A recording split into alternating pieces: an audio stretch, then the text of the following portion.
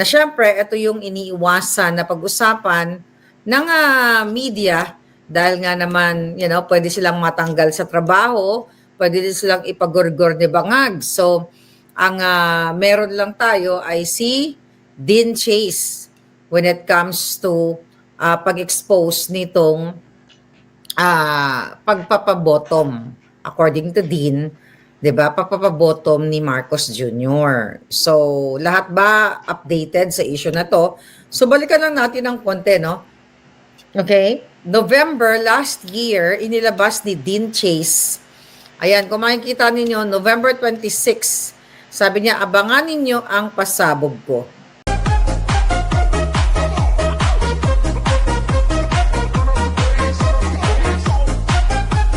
Alright? Alright. Sabi ni Dean, ayan, nag-release siya ng video. Ayan, ang sabi niya dyan, pasintabi po, ang video na ito ay naglalaman ng masiselang bahagi kung ayaw niyo po itong marinig, mangyari, pagpatuloy lamang ang pag-scroll, ibinibigay ko pong lahat ng aking makakaya upang ma-enhance ang audio na natanggap ko. Paumanhin at nasa inyo po ang malayang pag-interpret sa narinig ninyo. So, for sure, gusto niyo pa bang i-play natin to o alam niyo na? Alam niyo na to, di ba? Sige, play lang natin to saglit. Para mabalik tayo sa ulirat. Saglit lang. Sa ating lahat, si Dean Chase po ito. Pinag-isipan ko po itong talaga ng ilang araw. Kung napansin niyo po, hindi po ako nagpo-post ng how many days. I really sat down and contemplated on this. Pero napagtanto ko po na karapatan po ng bawat mamamayang Pilipino na malaman kung ano pong klaseng mga tao ang nasa loob ng Malacanang. Ito na nga po. This audio was sent to me during kasagsagan ng pagsabog ng issue ni Paulo Tontoco. Kasi po, nag-reach out po itong person na to sa akin at sabi niya po, siya po mismo ay minessage para po sumali sa SEX party. Verify ko po, as a matter of fact, I had met this person in person as well. And napag-usapan po namin kung anong nangyari. Ayun na nga po, you might have seen my video about this previously on my page. If you have questions about that, just go back to my video. Ayun na nga po, na-send po niya sa akin ito and verified this person is actually an SEX party goer. As a matter of fact, taga San Francisco po siya and always po siyang sumasali sa Folsom Street Fair. Now, what is Folsom Street Fair? Hindi ko po ito pwede sabihin dito sa video kasi po masyadong adult, but you can Google it. That's FOLSOM Street Fair. Yan po. Parati po siyang sumasali dyan. He's always present in the SEX party scene. And ayun po, nakareceive po siya ng message tsaka pinasali po siya sa isang private SEX party. At saka ito na nga po ang resulta nito. So again, before we go to that po, to the audio, let me just say, nakarapatan po nating bawat mamamayang Pilipino na pilitin po natin ang ating Pangulo na mag-take ng hair follicle test. Kasi po karapatan po nating malaman kung nasa maayos po na pag-iisip ang Pangulo natin to lead a country. Kasi hindi po isang, dalawa o tatlong buhay lang ang minamanage niya. Ang dami pong buhay.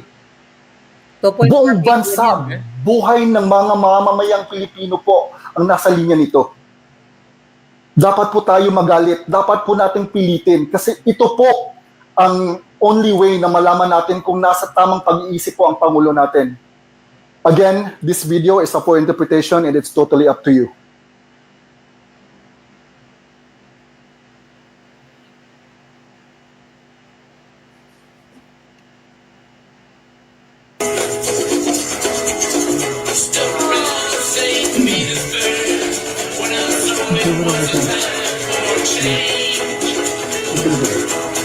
Okay, skip na natin yan, mga kababayan. Kasi mayroon ng may development na yan. So, itong kaya nga mayroon tayong mayroong lumabas na tubig. I think tignan natin. Para marinig nyo. Medyo okay.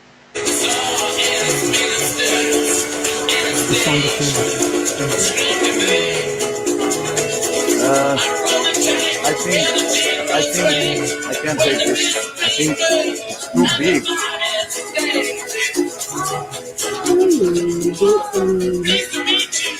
You love this, right?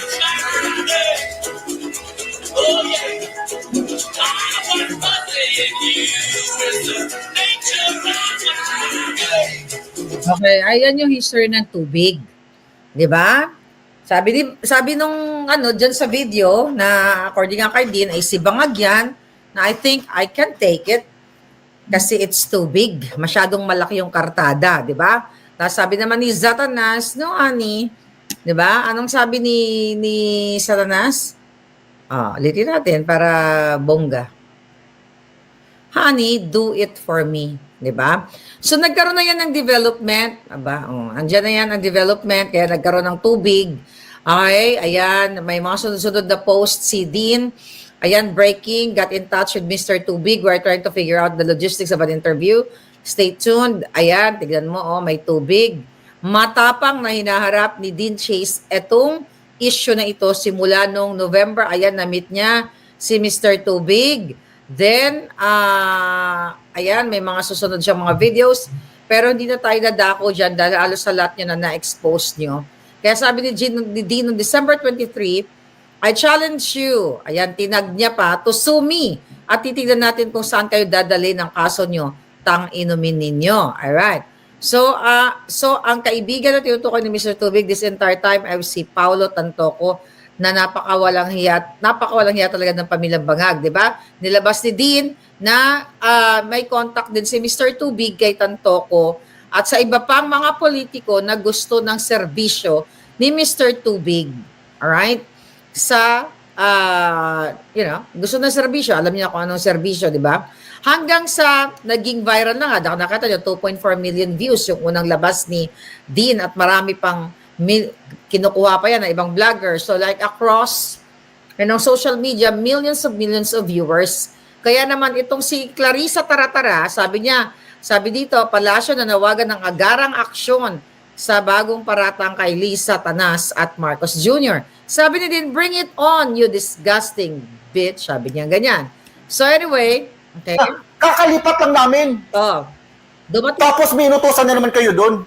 Dumating sa point, diba, na sinusundan na si Dean, pinasok yung apartment nila, lumipat na silang apartment, talagang binibigyan ng mga kalaban ng bayan, ito 1 million views, ng talagang, hell ang buhay ng bawat whistleblower, ng bawat matatapang like Dean Chase para tumigil na sa pagsalita. Hanggang sa pati locker ni Dean ay pinasok na ng mga, pinakita niya rin yung video ng mga alipores, okay, ni Satanas at ni Bangag. And also, mga kababayan, naglabas si Dean Chase ng clip, okay, or snippet ng video, picture. Okay, na si Lisa Tanas ay lutay-lutay, o luray-luray, o luyat-luyat, layot-layot ng kanyang susubels na nakahubot-hubad. Actually, finlag ng Facebook yun eh. Pati yung sa akin, pinati-take down ng Facebook yun eh. Kahit na may cover na yung luyat-luyat na katawan ni Satanas. So yesterday, okay, di ba sabi ko sa inyo, nag-usap kami ni Dean at nagpaplano kami kung paano namin ipapalabas ang video na sa primetime bida para bidang-bida ang mag-asawang, ang mag-asawang mga balahura. Here we go. Play na natin.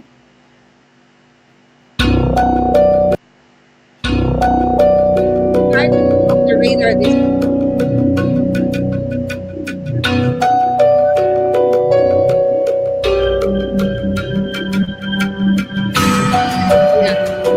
Okay? Kaya nga natanggal. Okay? Ayan, no? Actions we've taken in factor for tinanggal nila ang picture na nakahubad si Lisa Tanas. Sa akin din na-report nila. Ganito talaga ang mga Bangag. Kapag nagsalita ka, either gurgurin ka, i-report, ipa-take down yung Facebook mo. Ako, 2 Facebook page, diba, ang na-take down sa akin. So, yan. Pinipresent sa atin ni Dean Chase kung anong ginagawa ng Bangag administration na ito.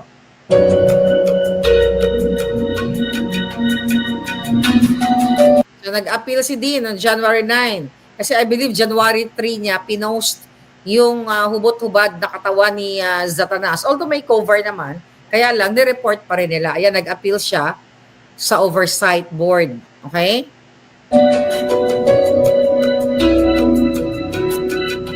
So, sabi ni Dean sana, so far sinubmit niya sa White House. Okay, pwede ka kasi mag-email dito, no? Sa Amerika, i-email mo. Baka nga pinagpipiyastahan na nila, mo kadiri, yung orgy nitong mag-asawang Bangag at ni Mr. Tubig. Okay, sabi ni Dean ay na-notify na sila through email na na-receive na ng government ng Amerika yung kanyang sinend. I just don't know kung anong exactly ang, message niya, yung attachment, di ba?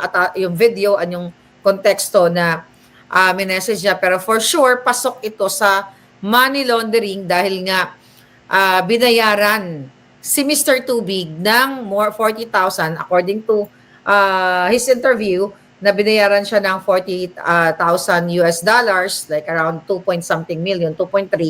Then, yung isa pang kasama ni Mr. Tubig na chumukchak din, I just don't know kung sinong chinukchak niya, binigyan ng 17,000 pesos. Ngayon, dito sa araw na ito, maririnig ninyo kung, ang sinabi ni Bangag.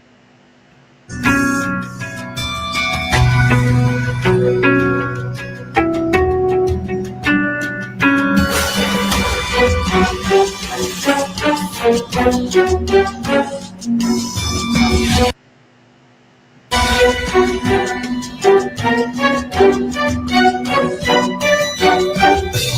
na. Hindi ka once, pakinggan niyo mabuti. Wash his hands. Seal his face. No, you don't have to book a ride. Remember, sinabi ni Mr. T, okay? At di doon sa kanyang interview, mga kababayan, did I say dollar, peso, did I say kanina peso? Dollar yon. We're saying dollars, right? 40,000 US dollars. Anyway, okay, balikan natin to. Have one of our drivers too. Okay, di ba? No. Alam mo, kilala ko kasi si Satanas. Nakakausap ko siya, kaya kilala ko ang boses niya. So ngayon, mga kababayan, sinabi din yan doon sa interview ni Dean na sa kanyang mga audio, video na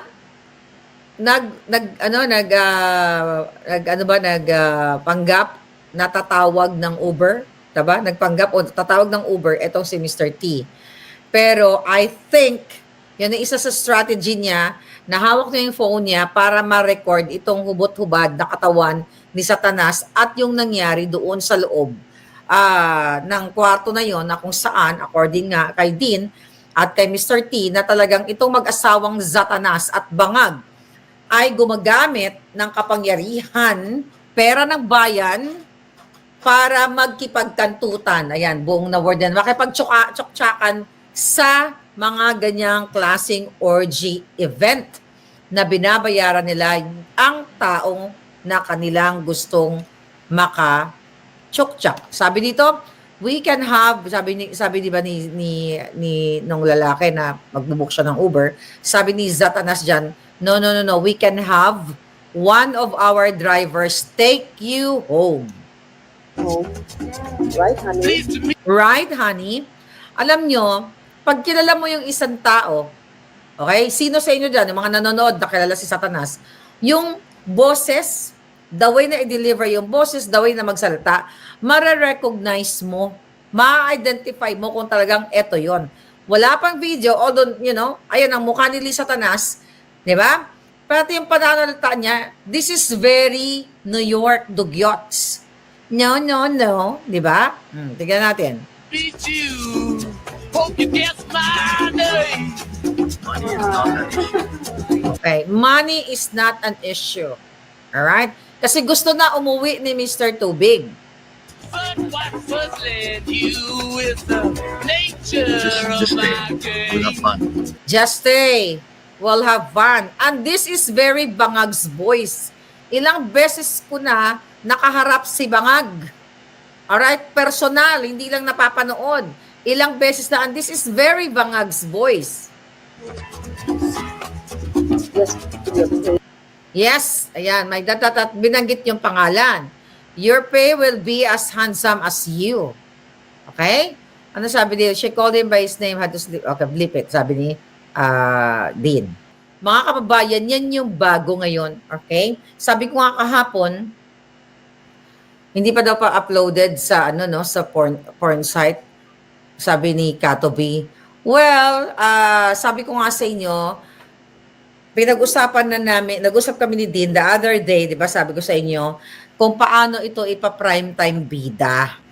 Kasi nga, naintindihan natin na ang karamihan sa media sa Pilipinas ay duwag, takot na magbalita sa mga ganitong sensitibo.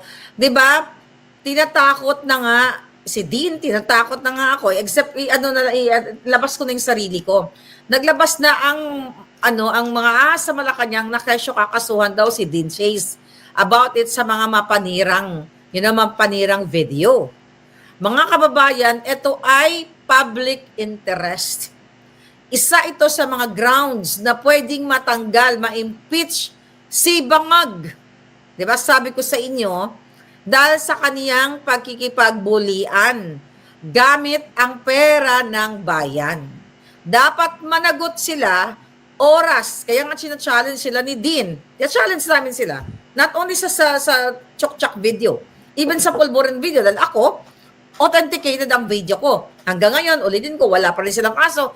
And si Dean, okay, for sure, authenticated ang video niya dahil kitang-kita ng dalawang mata niya dahil ang pangyayari is 2023, November 2023, sa San Francisco, California, during APEC event, kung saan pumunta talaga si Bangag Jr. dito at documented yun, yung APEC na yun, 2023. At syempre, para talagang magkaalaman sana, mga kababayan, yun nga, mag-file nga ng case si Bangag. Dapat mabilis, di ba? Dapat mabilis na nag-file si Lisa Tanas at si Bangag ng kaso laban kay Dean. November pa yan. Mabilis na yan. Sana naka-receive na tayo ng Ayun, tubig. Ayan. Dapat naka-receive na si Dean na ngayon ng letter from law firm. Kasi kaya ni Lisa Tanas at ni Bangag magbayad. 'Di ba? Hindi nga problema yung issue. Bakit November ba? Itong kanilang chuba-chuchu. Nakipag-tsuktsakan blues. Bakit wala pa November, December, 3 buwan na. Mabilis lang yan. Kung ito ay hindi totoo.